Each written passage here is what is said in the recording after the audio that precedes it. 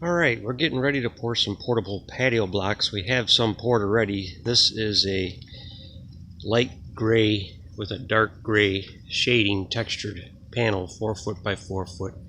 These are some previous ones we poured last year or the year before.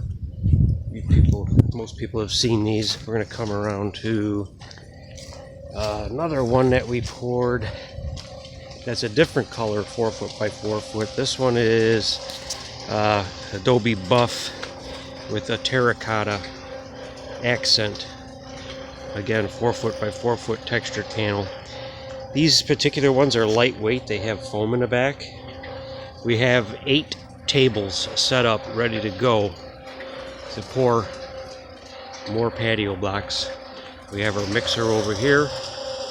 We're getting ready to pour right now, and we're framing as we go. This is a closer look at the styrofoam. I don't know if you can see with the sunlight. There's a 2-inch rim that goes all the way around. And we have 3/4 of an inch styrofoam, and the surface is actually only 3/4 of an inch thick with the wire mesh. And it's a special mix with fiber mesh and everything, and it's plenty strong to hold up for a patio and sidewalks. I wouldn't suggest it for a driveway. For a driveway, we're going to go a full 1.5 inches with these over here. So we're going to have a variety of different sizes and different thicknesses.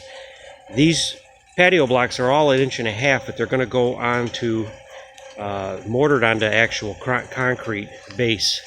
So they're going to work just fine as far as structure. Whatever the structure needs to be, we can prepare the surface for all these blocks to hold. That's all we have for now. We'll keep you posted. We're going to get back to work pouring some concrete.